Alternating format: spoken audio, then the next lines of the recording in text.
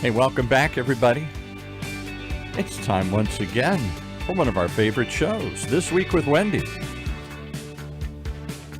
The one show, maybe the only show that shows you the real SoCal estate of mind. With our host, Wendy Ross. After spending some time working at other real estate brokerages in Silicon Valley and Orange County, decided, let's do something different. Let's break the mold. And thus was born Veracity Real Estate. She thought the time was right for a renewed commitment to bespoke client advocacy. Not just for the rich, but for all of us. Something you don't see in high-cost markets like this. And through it all, she's built a data-driven company that turned her into the data diva we know today. So today, our diva is going to bring along a few other friends that she's found along the path here. Join us, if you will. Wendy Ross. Hey, Wendy. Good morning, Paul. How are you? I'm good. How are you? I'm good. Oh my goodness! If this pre-show conversation is anything like today's show, I don't know. I don't know if I'm going to be able to listen to this whole thing. You guys are out there, a little wild, a little crazy. We're en fuego, as always. And fuego. Okay, so it is on fire. Yeah. I was telling Kara this morning, it has just been already an incredible news day in terms of real estate. So I'm super excited just to have the day start the way it did. All right. Well, fill us in. What's going on? Well, of course, you know that I'm going to bring you market analysis you can't find anywhere else. Right. And one of the ways I provide the analysis that you can't find anywhere else is because we work with experts to bring new experiences to our SoCal estate of mind.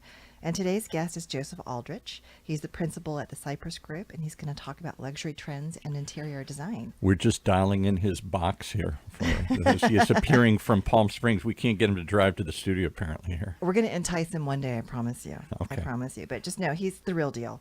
And Kara was my publicist. Is so much fun. She was saying it's probably his height because he's well over 6 feet tall. So he gets the ability to see what beyond us and what's on the horizon. Is that it? Yeah. Or maybe it's he's the toniest of industry leaders have favorited his personal mobile phone number on their ubiquitous iPhones to expedite their late night conversations that lead to marketing and public relations breakthroughs. I don't even have him on my cell phone, so I'm feeling a little bit left out. But we're working on that. So, or more likely, it's just because Joseph is a seer in a seersucker suit, or hound in a hound's A tooth. seer in a seersucker suit. Depending on the that's season. That's a new one. Okay. Right? He identifies design trends before See, that's they where this happen. show's going. I don't know if I'm hip enough to catch all these little You things just here. gotta stay with the program, Paul. I'm telling you. Oh my goodness. So he's working to help identify design trends before they happen. And he works tirelessly to ensure California's most elite consumers and buyers come to covet them. And you know you will. So, but first, it's time for my market analysis. I mean, this is This Week with Wendy, after all. Okay. So I'm going to talk a little bit about what's happening in Orange County real estate, and then we'll be on to Joseph. So last week, of course, was a week unto itself, and it was the end of July. And as I have said over and over, the last week of any month is usually a really big, robust week, and I was wrong. It was not. July ended with a whimper, or it just maybe some soft mewling. It was just really, really, really soft. Fewer than 2,000 homes sold in the entire county for the month, making it the slowest July since 2007. And Wow. 2007 was pivotal because that was right before the crash. Does that show the feared slowdown in sales everybody's talking about because of rising interest rates? That is, it is price. absolutely a manifestation of the fear. And let's mark this by saying it's a manifestation of fear, not necessarily reality. And that's exactly what was happening in 2007. In 2007, everyone feared and they held their breath. And the market did, in fact, of course, crash. This time, no one thinks it's going to crash, but we do think for certain we're turning back into a normal market. So, and what has happened, and we've talked about this, is that instead of our market peaking in terms of the number of homes sold and the prices at which they sold in mid to late summer, which would be normal, we peaked in March and April. So median price has fallen a bit every month since April. And the market peaked then, and now July ended with our median price at under $1 million. It closed July at 975,000. But what's interesting is that year to date, our median price for Orange County is still up over last year, which was just a monster year. So far, year to date, we're at $1,010,000 as the median price, and last year we closed the year at $889,000. So some people are speculating that by December, we will have erased all of our gains and we'll be at the same place in December as we were in January, which is possible. I kind of doubt it, but it is still possible. And even if that happens, that's not cataclysmic. It just means we came off of a monster hyperinflated year and we did a little bit of a reset and we're going to move back into normality, which is truly what we all need. We need some stabilization. So, people needn't think that the sky is falling. Buyers would be foolish to wait for a wave of foreclosures to come, even though headlines are screaming that foreclosures are up 100 and 200%. Well, of course they are. There were zero. So, one would be 100% gain, people. Let's just not be crazy here. We would need about, I don't know, 10,000 foreclosures to hit the market, and that's just not going to happen. So we're just moving back into something more normal. And like I've been saying, it's going to be a bit boring for a while. But that's why I have interesting guests like Joseph to talk about things that are far more fun. So that's my update. This week, I've invited Joseph, as I said. And I'm not sure we got Joseph. Do I get to talk now? There he goes. He was know. waving. I don't know if he was really going to join. I was being respectful of the market. Thank you. Like everybody else, is being respectful and slightly fearful of Wendy talking about real estate prices. C'est vrai. So true, darling. Yes. Well, we don't have to be respectful of the market because right now it's a little bit boring. Quite unlike you, sir. Quite unlike you. I cannot thank you enough for being here. All I know is what has been told to me about your pedigree and the fact that, and on top of greatly directly influencing trends, you're an influencer. So I need to know all. Thank you for being here. Tell me everything. For having me. Influencer, what does that even mean? I think it's less influencer and more judgmental. So it's kind of, just a scurry between the two words. Right? Judgy is not bad. Don't say it like it's a bad thing. You know what? I personally, things are descriptive and judgmental. That's the way that it goes, especially in my business, as Carol will tell you. And if you're going to guide people, you have to be decisive. You have to be decisive, and you have to be able to look at things from a non-emotional perspective. You just have to be able to look at things and say, ew, or, oh, and the thing is that when you're in my line of work, which is very visually intensive, for lack of a better phrase, right? I always tell people two things because I go, oh my God, you just must have the great job. And I go, it's a lovely job. I get to look at a lot of really lovely things and really lovely people. But to get yourself to stand out from that, because after a while, you do recognize trends and you do recognize what everybody is doing. So to make something stand out requires that something actually stand out. And it's interesting that you say that. Are you saying that you yourself as an individual are sometimes just a voice that has to rise above the din? Or are you saying that you have to come up with something so visually novel that it rises above the rest? It has to be visually novel, right? And the problem with trends is that they're trends that everybody is there, and after a while, people just get tired of looking at the same old stuff. Right? If I see another barn door, I'm going to throw up. If I see, I Please go on. Barn doors and I do not get along, but I always tell my husband, I say, if I see one more Carrera waterfall counter in a kitchen, I'm literally going to throw up. Good news is it'll be easily wiped off that Carrera, but go on. And then I know, right? It's true. But that's still red wine. But because there are some things where you can walk in, and I look around, and I was down in Newport Beach over the weekend last week doing some stuff for some people, and I'm like, oh my gosh, look at all of the farmhouses in Newport Beach. Is it not remarkable? Oh my gosh. I'm like, I just can't wait to go to the stand and buy some corn and some tomatoes because surely there must be farms around. And there's not. And I was driving away and I just said, you know what? Really lovely. All these people will be able to drive through and know exactly what year and when their houses were made. That is so stinking true. It is. It's true. And which kind of plays into your vibe. It's like, okay, how much money are you going to pay for a 2012 urban farmhouse with black pane windows and a mansard roof? Exactly. And it's so funny because I think that plays nicely into how I describe many people. I'm just going to speak kind of in broad swaths here, but Have we just agreed that we're really not going over this map? oh, It's more we'll get a there. loose guideline. We'll A get loose there. guideline. We'll Okay. get there a bit. We'll get there a bit. But I have referred to many people in Orange County as bovine. They just sort of follow the herd. So the farmhouse kind of makes sense. It does. It's true. Mhm. And then the other thing that I always tell people is that my, you know, I will say this very politely. There is a certain level where luxury is luxury and luxury is every day, right? Mhm. And in my industry, because I deal with people who employ architects and people who pay for interior designers, Mhm. and people who order custom furniture, Right. you know, that's a level of, you know, that's a price point. It's not every day. It's Right. like, And right? it's true design. And it's true design. And people come to me and say, "Oh, can you get me a discount?" And the first thing I say is, "You know what? Sure, I can get you a discount. Instead of it costing $20,000, it'll cost $15,000, right? Because the bench is, oh, what can I go to Lowe's and get? You know, Right, that's right. It's a whole okay. different animal. All Whole right, different- so, but you're right. We should stay a little bit on point here because He's gonna text Kara me, knows get you and mad loves you, at but me. I don't know how you got into this industry. So take us back a little bit. How did you even get here? Um, well, long time ago when Thomas Edison and I were spending, the short story is that I started my business in 2008. Mm, And my career immediately before that had been designing and working in the technology arena. really? Yes. What sort of And design?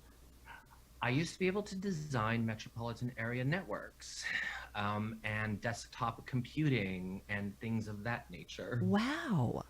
You know, it's a little known fact. And one of my large projects I worked on was, because you're in Orange County, one of my large clients was a company called Cox Communications, because they were running around Orange County and putting all of this hardware in little green boxes on the curb, you know, Mm-mm. because they were going to do this broadband cable, maybe internet thing.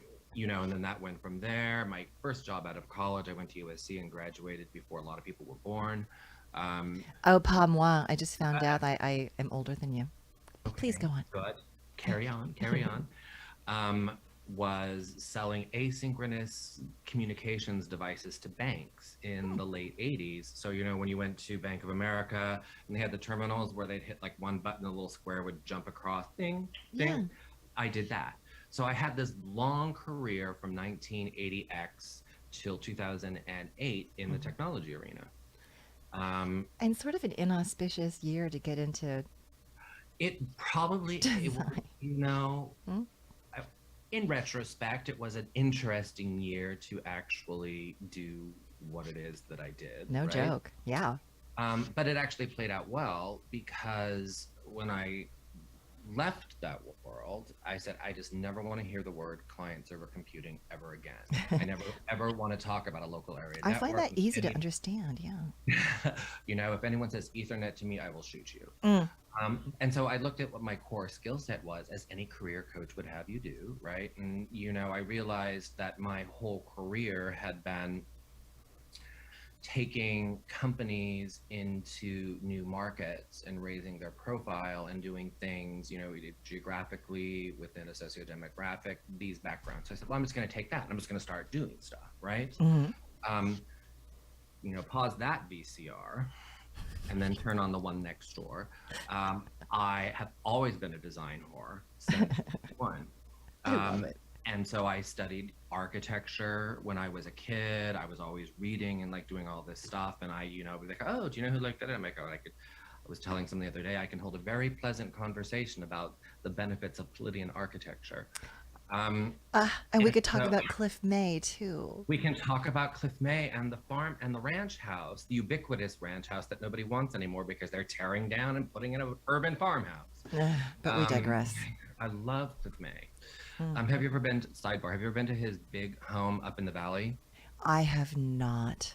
So one of his test homes that he did, that was like his prototype, is up in the valley, someplace weird, someplace like Woodland Hills or someplace like that, and it's gorgeous. Anyway, so I just, you know, go where you like, and I just kind of started working. At the time, I started working with showrooms and product manufacturers and service suppliers, people who worked in the periphery of the design industry. Interesting. And all the things we don't think about but are vital. Things that are vital at the time. You know, because it was 2008, this little thing called Facebook and the internet had kind of taken off. And so, no lie, Wendy, I spent the first 2 years of my business making money off of helping people set up Facebook pages and LinkedIn pages. I wish I had known you then. Truly. And then that led to that. And then it was okay, you know, companies were trying to figure out how to leverage the internet, which was a different beast in 2007 and 2008 that is Certainly. now it's hugely different. Mm-hmm. How to leverage that into their business, right? And so I'm like, oh well, let's come at it from a different angle. So I took, because I am old, I always say, but I'm also a classic business development Marcom person, right? Mm-hmm. So it's taking those principles and applying them over to websites and digital messaging, and it just kind of like clicked. And then, you know, referrals being what they are in the business world, Mm-hmm. I suddenly found myself deep in the throes of the interior design and shelter industry. And that's fascinating. It's as I listen to you talk about this, it seems logical to me that all these sort of macro experiences that you have trickle down and distill into this perfect storm where you find yourself now. But before we get too much into the minutia here, I want to hear about your shelter clients. And for those of us who are listening, this is a relatively new term. Can you share with us what you mean by the shelter industry? Only relative to new to y'all. So shelter is basically defined as anything with walls and a roof. Okay. So it goes from offices to hospitality to residential to commercial buildings, all of the above. So it's all of it. Okay. All of the above, and all of the people who live under those roofs. And they're not just, you know, we have worked with contractors. We had a client who was now someone has to do it, right? A large scale hospitality, which means hotels, Mm-hmm. Plumbing contractor. Oh, and that's got to be a real specialty. Oh, it's just the driest thing in the world. But you think about it, you're like, oh, okay, someo's building a hotel, it needs plumbing. Well, and if you're on the 20th floor and you don't have water pressure, you're not going to be very happy. Right. And so how does that happen? Mm-hmm. You know, somebody has to do that. Somebody has to dig holes. Somebody has to take pictures. Someone has to manufacture the products. I mean, everything that's even in the office that you're in, right? Mm-hmm. One of our grand clients from days gone by was a contractor. They're called a contractor, but they're really not. That did home theaters and audio-visual systems, because this whole Sonos surround sound thing was coming out, and everybody in Orange County was like, oh my God, you know, we have to have a home theater because we have teenagers, you know, that whole thing, when everyone had that. Remember that? Oh, gosh, yeah. And you probably still have your home theater. I just have my little Sonos portable speakers, okay? Because that's what you can do now. But back then, you had to like have all of these things done, you know. It was ridiculous. I don't think there's a home in Newport Coast that doesn't have that. They're taking them out because they're putting the family game room with the sliding glass barn doors. There you go. So that's the shelter industry, is basically anything with walls and a roof. It's Perfect. very encompassing. And there are many facets of it that I have touch points with. And I've worked with real estate companies, luxury real estate companies, again, architects, contractors, suppliers. We have a client who's a boutique lending firm that we do all of their marketing and Where stuff are they? for. They are actually in Newport Beach. I wonder if I know them. Can you name names? You should. I was just thinking about that while I was listening to Mr. Paul talk. I was like, oh, they should probably know one another, because they obviously have a lot of insights into the market. And we know that they have, like, you, the key influencer, helping to position them. So It's true. It's their brand. So when you're doing this sort of, you know, this 30,000 feet perspective for your clients, because they're so vast, they cover so many different disciplines within the shelter industry. How do you stay on top of trends and forecast what's coming around the bend? I observe. I mean, because there's two things. Because there's the business part of it, is that's great. You know, part of it, part of a trend is what people are looking at, and part of a trend is what people are buying, right? Mm-hmm. So you look at what people are actually buying, and then you go, you know, we have in my industry, we go to there are markets that we go to. So people who introduce the sofa that you're going to want in 6 years, Mm-hmm. you know. Um, That's interesting. So is that like what you're doing with the Las Vegas market and the High Point market? at High Point Market, that's what we do. We go, case in point, we have a client who is a very well-known interior design firm based out of the Hamptons, and they are developing it's predominantly trade, so no names, because the trade being you as a consumer can't buy the product. Understood. Mm-hmm. So all of these products that I speak about are trade products. So you can't go to a retail showroom and get them. They're all specifically made for interior designers and professionals to put in homes. So in North Carolina, we have High Point Market, and we are launching a whole furniture line for a national company, right? Mm-hmm. And so we're doing that in the fall, which is going to be October. So these are products that homeowners will see in homes. You know, if they love it in October and they place an order because it's custom, not until the spring, but most likely in fall of 23. Now, what types of furniture products are these, and where are they being manufactured? They are being manufactured in all places in High Point, North Carolina. Fabulous. This particular company. Mm-hmm. But to your point, they're manufactured all sorts of places. Mm-hmm. And these are what we in the trade call upholstery and case goods. Got it. Case goods being anything that's not upholstery. So, you know, tables, credenzas, sideboards are called case goods. So they're doing what one would expect from that part of the country, and they're making things with high quality woods, and either they're covering the wood or they're not. Woods. Yeah, they're making high quality woods. And then, I mean, basically, you just kind of have to look at it as if interior design is a multi-level distribution business, right? So it's wholesale, right? They're wholesale manufacturers. Awesome. Well, I love the But fact that in my industry, let me take a lot of the, and we use the word accessible, which translates less expensive. for the mere mortals listening, yes, okay. Accessible products are manufactured abroad. And those are the ones that the listeners will probably be annoyed with, because, you know, they can't get their light for 6 months because it's currently on back order. Correct.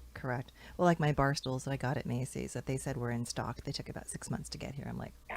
Where I are have they a in stock? client who's been waiting for chairs for a client's dining room for, I think, a year. We have a very dear friend whom you must meet. He's wonderful. And he was joking about how, was it Ben Franklin that ordered furniture from Europe? I mean, back in the day, right? And it got here Right. faster than furniture is arriving now. We're like, that's scary. I mean, it's true. And the horrible thing is that, watch this transition, I'll get a high five for it, is that people have become so used to, you know, the restoration crate and barrel business model, where they walk into a store and they say, I want that sofa, and it's in their living room, you know, 3 days later. That's not how it used to work. No, You know? well, No. we've got very short attention spans now, Joseph. We want everything now. And we want it all now. Yeah, we don't have patience. There's no patience. You know, And we're seeing that on my side of the fence too, by the way. I mean, I have sellers now that are saying, I've been on the market for 2 weeks. What do you mean I don't have an offer? I'm like, that's what's called normal. So right. Welcome to the real world. let's just calm down and put our big boy pants on and Yeah. sit tight, because this is going to take a little longer, because that's Yeah. normal. Yeah, and the same thing. If you want to have bespoke furniture that doesn't look like everybody else's, you're going to have to wait for them to make it for you. It's true. And ship it and deliver it and do all that Right. stuff, because very few people at my level do direct from warehouse. Right. I mean, Right. quick ship products are 8 weeks normal. Yeah. You Yeah, know? and I would expect, I know for myself, if I was going to be redesigning my home, I would absolutely hire a professional, because my spatial awareness, even though I sell homes, is kind of crappy. And I don't necessarily understand traffic flow patterns. Oh. Yeah, I'm just telling you the truth. I can't pick paint color to save my life. Okay. I'm really good at helping someone buy a house, though. It's like I understand the components of the home itself, but I want to bring people in to help me not make foolish mistakes. You know what? And I personally am just enthralled with this. There is a very fine line, right? Mm-hmm. Where my world and your world meet, Mm-hmm. right? Mm-hmm. Where agents are walking through people and the homeowners are, you know, looking at a property going, oh, this would be great if it wasn't, you know, a farmhouse in Chino. Mm-hmm. You know, and what can I do, Mm-hmm. right? Yes. And, And and then, and I can actually, to a degree, see those things, mhm. and bring partners like you in to help them get some elevations and some, some Get them right. drawings. Yeah, the we used to do a lot with real estate people down on the Newport coast, and a lot of people actually, a lot of successful agents Mm-hmm. in the higher income, in the higher ticket, you know, higher ticket in 2011 was much different than it is now, right? Where Mm-hmm. everything's by ticket, would Mm-hmm. actually come to showings with design schematics and contractor estimates Yes. to Yes. blow out walls and to fix things, because you're going to want to do this. We know you're going to want to do this. So this is how much extra it's going to cost. Yeah. Well, Um, and that great segue. Thank you for this. But given how it's changed, between 2011 and now, what are you seeing trending now in design, especially for the luxury homes like the Newport Coast homes? um, It was good. Admit it. That was good. that was a very good transition. Thank you. So there are two things that are just very top of mind in my world. One of them being because we all obviously spent a lot of time in our homes Mm-hmm. the past, 9 months or so, because my industry's not recovered from the whole COVID situation. Um, because people lived in them, people are reevaluating how they use their homes, Absolutely. right? Mm-hmm. And what that means, I had somebody once who was like, oh, you know what? Literally every 32-year-old in Southern California learned that mid-century sofas look really pretty on Instagram, but you can't watch TV in them to save your life. Right. So So out with function that, finally trumped right? form. Right. Function and form are a thing. Mm-hmm. And part of that is that we're seeing a lot within our industry. It's called performance fabrics, right? Correct. So it's basically special fabrics and special things that you can put on your furniture, Mm-hmm. um, that your kids can spill their milk and the dog can sit on it and it's not going to ruin it, Because right? everybody got a pet during COVID. So yeah. Everybody got a pet. Everyone's like, oh my gosh. And so now, like, one of the big things that we'll see right before COVID hit, Mm-hmm. the huge trend was towards, it's called motion furniture. So it literally is like, how when you sit in a Lexus, you push like the little side on the buttons, or a Mercedes, where it's like it knows it's you and it all adjusts. Yes. That was like all the rage. Why does my mind just leap to Italian? That just sounds so Italian to me. Whatever. Okay. I mean, It's a scary place. I'll admit it. My it's a very crowded place. maybe it's because you're thinking like a leather sofa, like a car, I right? think so. Sure, I right? think I just went straight to Natuzzi, but whatever. But Natuzzi is a brand, and they did a lot with that. But it was like moving it into like the fancy upholstery world, Mm-hmm. right? Where you could have an incredible chenille sofa that went into a full recline, first class cabin, so you could watch on your big screen television, in full recline. Ah, That kind of went away because the parts became constricted during COVID. that So supply that's not chain. Mm-hmm. the supply chain issues. You couldn't get the parts for it, so everybody killed that whole segment currently. Interesting. So everybody now is doing what's called extra deep furniture, because people don't want to sit in their furniture anymore. They want to sprawl. Okay. So not Because only you are we can't- spending more time at home, we're just becoming slovenly and We're becoming slothy. slovenly, right? So everybody wants the 42-inch deep sectional, right? It's like, or the, I call them cocaine sofas because they remind me of Studio 54, where you have like this giant, really deep sofa with chaise lounges and a coffee table, where literally like 7 people are snorting cocaine in Halston while the disco music plays, right?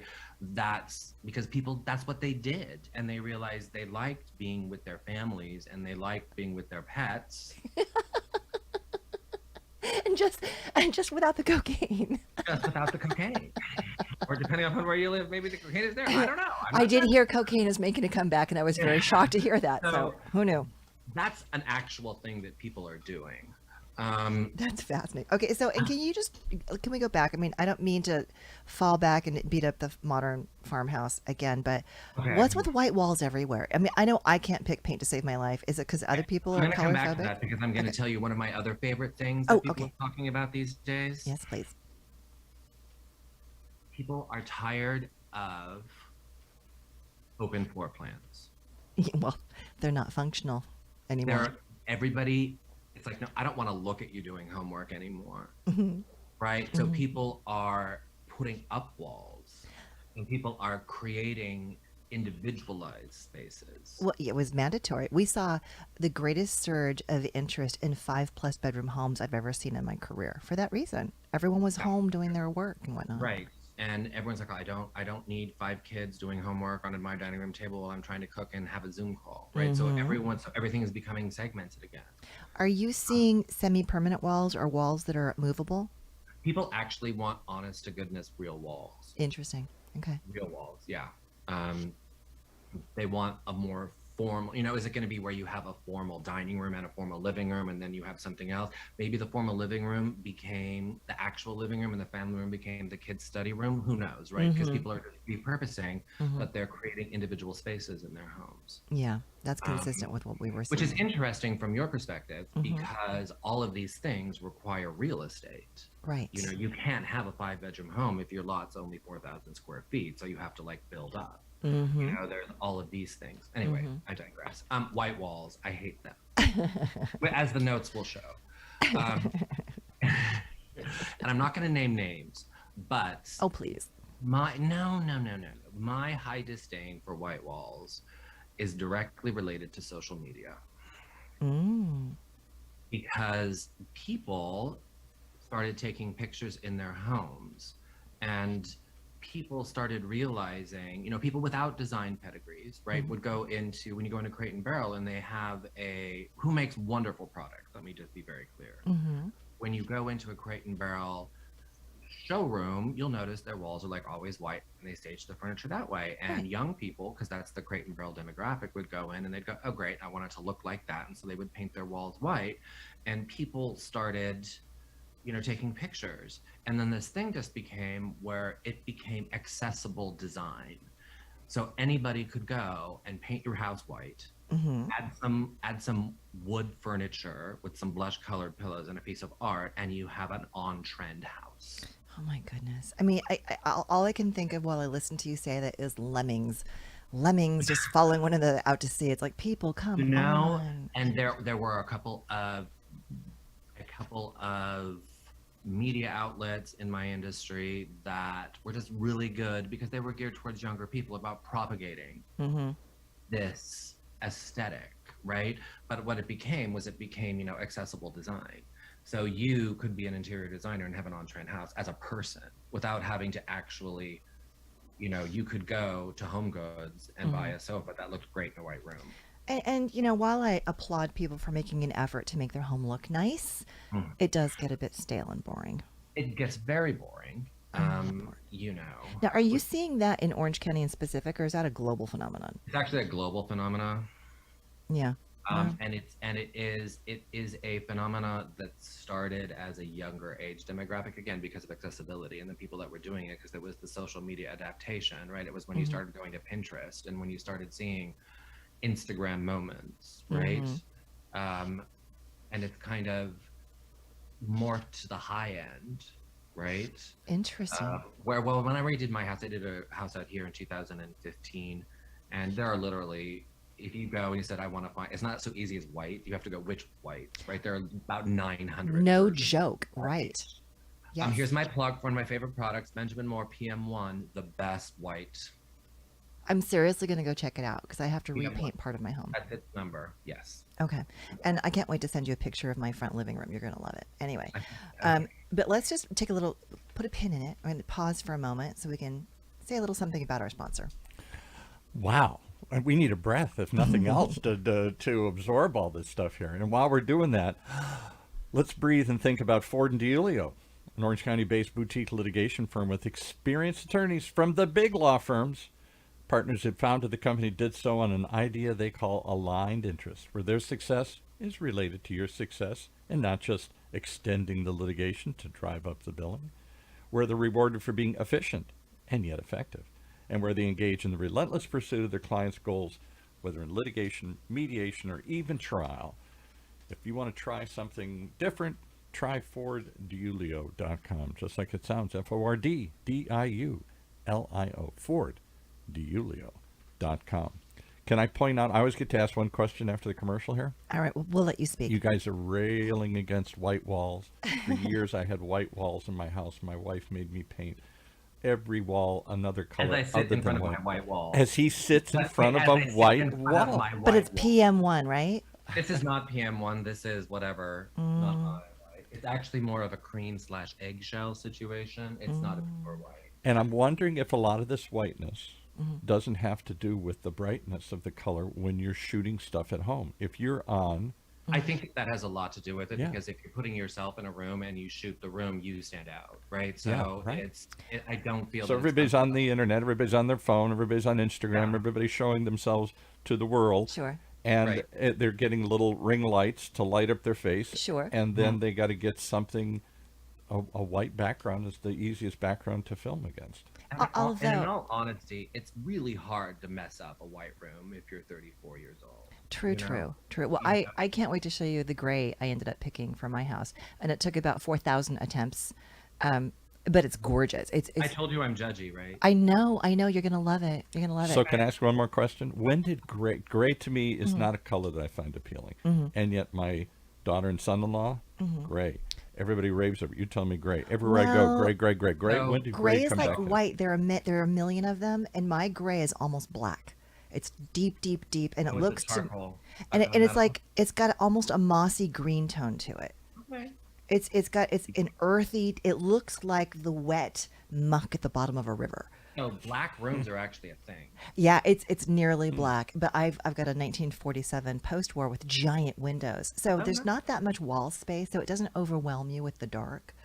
But I have to tell you, when I do Zoom calls at home, people rave. They're like, "Is that a backdrop?" I'm like, "No, that's my house." So called the actual term that we use a lot is called grayish. Gray. Yes. Yeah. Well, look Gray. at cars today. Cars are all gray, silver, whatever. There's some It's okay. like this Yeah. really weird. So depending on the light, it might look a little blush. It might look a little gray, pink. It's it is a ubiquitous Southern California color. Yeah, and I'm a little fatigued on that too, but I chose to go uber deep. It's like it is a deep, dark tone, and So I was in love a it. show house in New York a few years ago. I was visiting. I was seeing one, and somebody had a very dark room, like you're describing. And what they had done is they had gone over it, and they had taken chalky white paint, Wendy, and actually over the dark colors had done a trempe, all the architectural detailing. So they had paneling painted, so it was just gorgeous. Wow. It was actually really beautiful, horribly not in context with your house.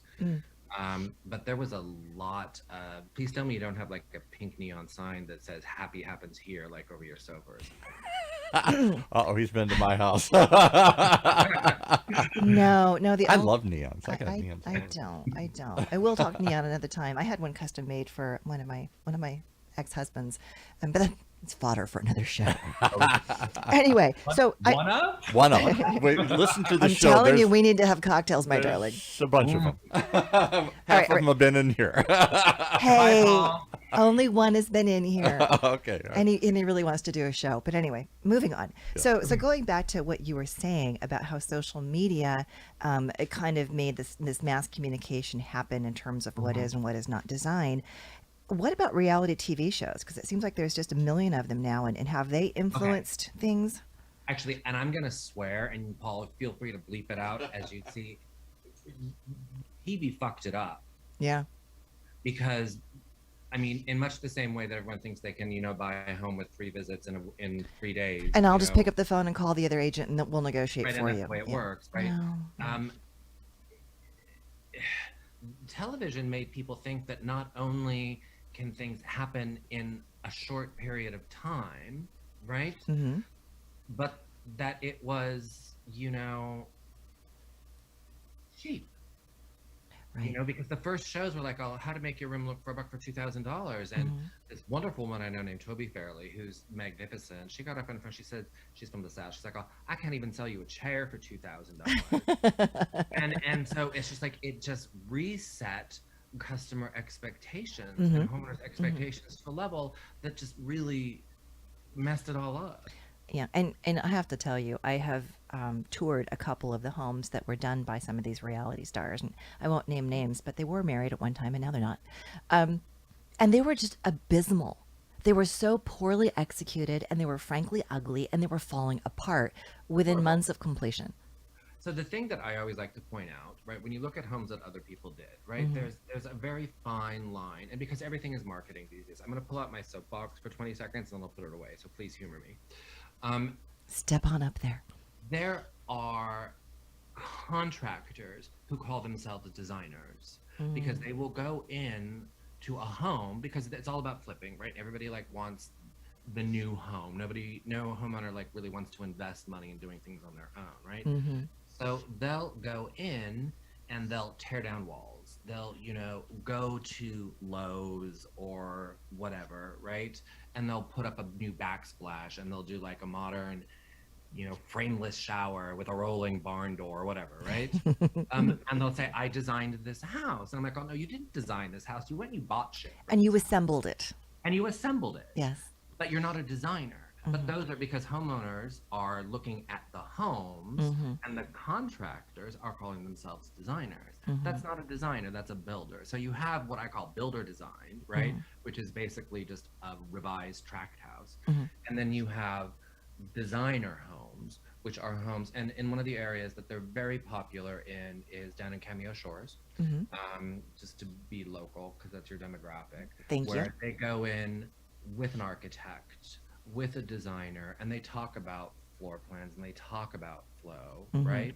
And light. And interior design isn't really just about, oh, I want wallpaper, right? It's about space. It's about how you use the space.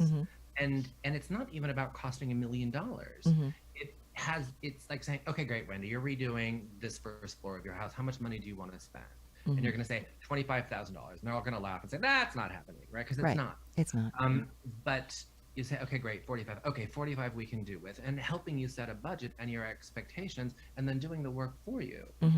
That's what a design professional does. And saving us from ourselves. I have spoken to so many designers over the years and heard the horror stories about people that did mostly use the builder/designer. And they got a prefab cabinet or whatever, and the plumbing lines didn't match up with the cabinet, and they ended up having to. They did not. It was like, okay, and because I tour houses for a living, I'm like, oh my God, there are things like drive me nuts.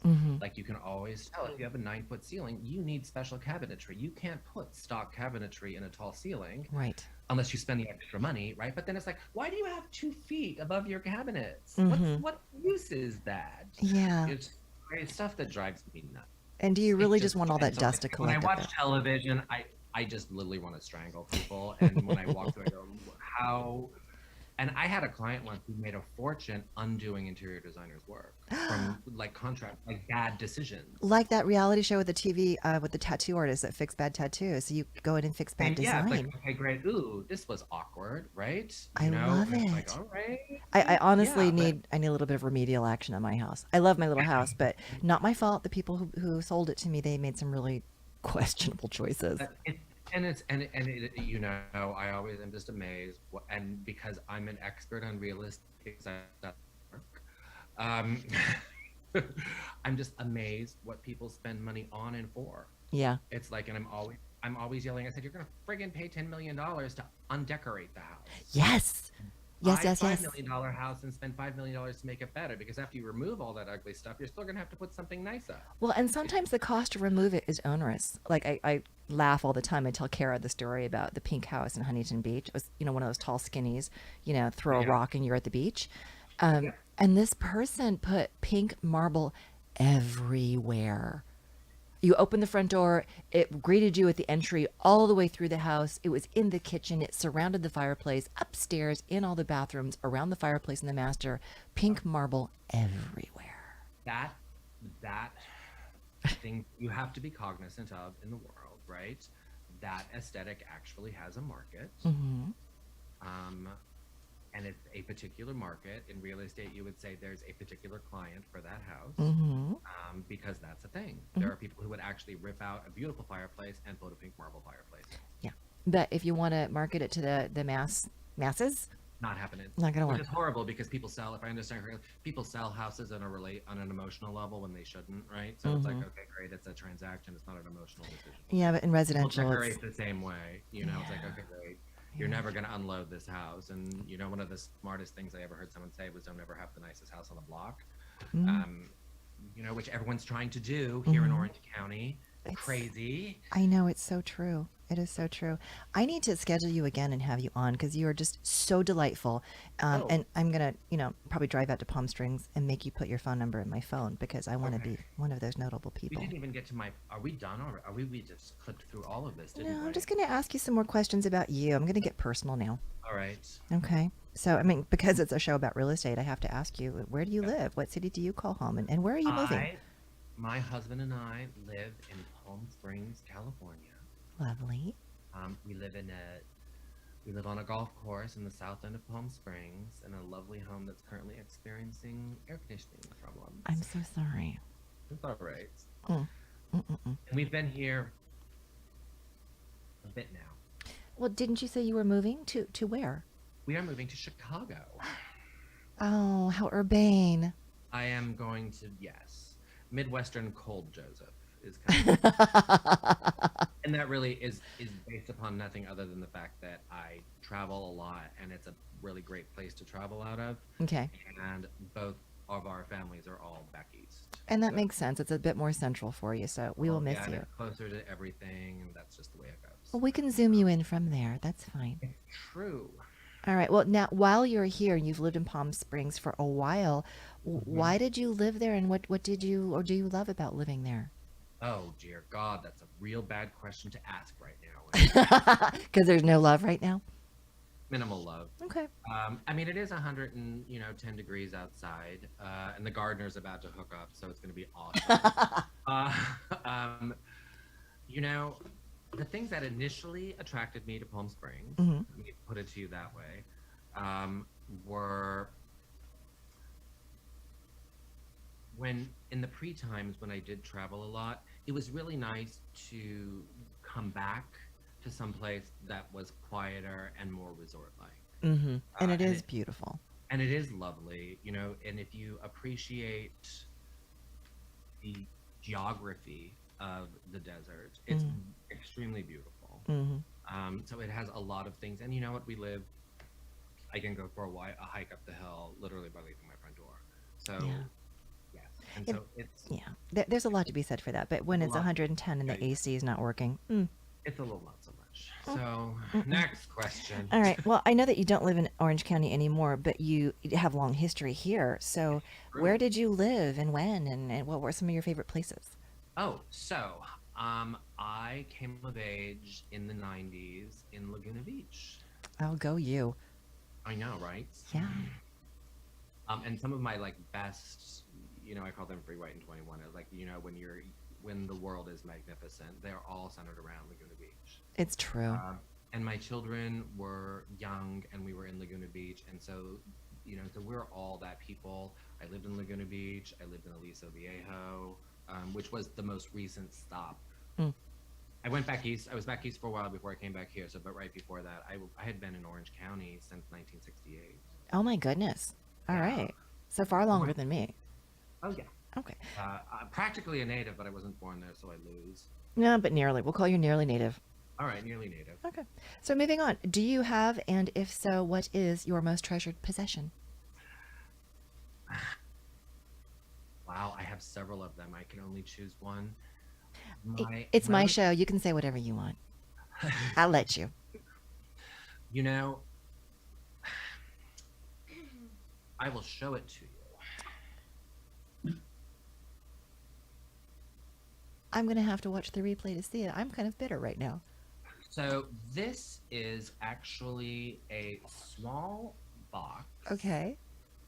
that was made by my grandfather Okay, beyond cool already. for my grandmother Mm-hmm. as a wedding present. Oh, Um, and somehow it's in my possession. that's And so this exquisite. is one of my 5 fire items, right? Yes. This is one of them. Yeah. So, people, if there was a fire, what would you grab? Yeah. Oh, 5 things, yeah. Yeah. Yeah. Oh, So that's incredible. one of them. Oddly, most of my prized possessions are either tied to my kids. I have a couple of things. I have a box from my daughter that she brought me back from Bali that Oh. has stuff in it. That is another one. And then I have a picture that my grandparents had in their home that they purchased. It was painted in Williamsburg, Virginia, Mm. and they got it on their honeymoon. So Oh, provenance is everything. it's true. It's true. So Fabulous. All right. Well, and you've done so many different things. I don't know how you could possibly answer this, but what would you consider your greatest achievement to date? my children. See, that was easy for you. Boom. Yeah, all the other stuff is just stuff, isn't it? I have great kids, and I was talking to their mom the other day. We have no idea how that happened. Because theoretically, they should be a mess, but they're not. They're magnificent. They're smart. It's just like, how did that happen? That's whatever touch I had on that project Hmm. is that which I am most happy of. I have found when people are just good human beings, they tend to create other good human beings through example. So, You know, that's a cocktail conversation. okay, Um, I'll be there soon. yeah. Okay. And again, do you have one? And if so, what is your personal motto? Never be one thing. Oh, I like it. Or chameleon. All right. And finally, No, that's not true. oh no? No. Let me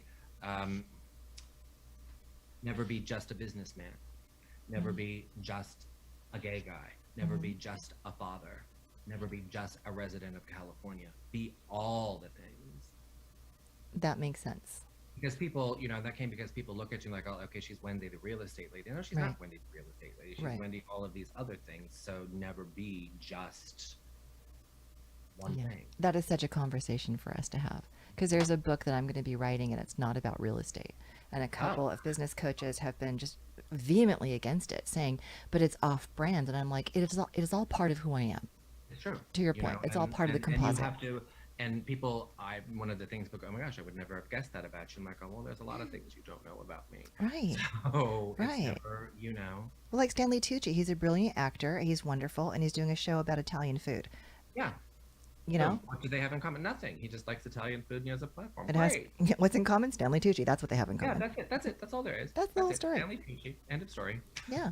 All right. So I'm going to go and get your phone number in my phone. But for the rest of the Okay. world listening, how can they get a hold of you? The best way to reach me is on, oh, you can't see. Let me just make it easy for you. At Joseph Aldrich on the Instagram. And could you spell that, please, for the spelling impaired? JOSEPHALD as in David, RICH. Thank you. Thank you. Okay. Well, I'm going to wrap it. Paul's looking anxious. He's like, stop talking. All right. Okay. Thank you so much for being with us. And thank you, Paul, for your patience. Unbelievable. You're gonna you two have such a enjoyable banter. We do. Well, Back he's and one of forth. my people. I knew that going in. I knew it was going to be a love fest.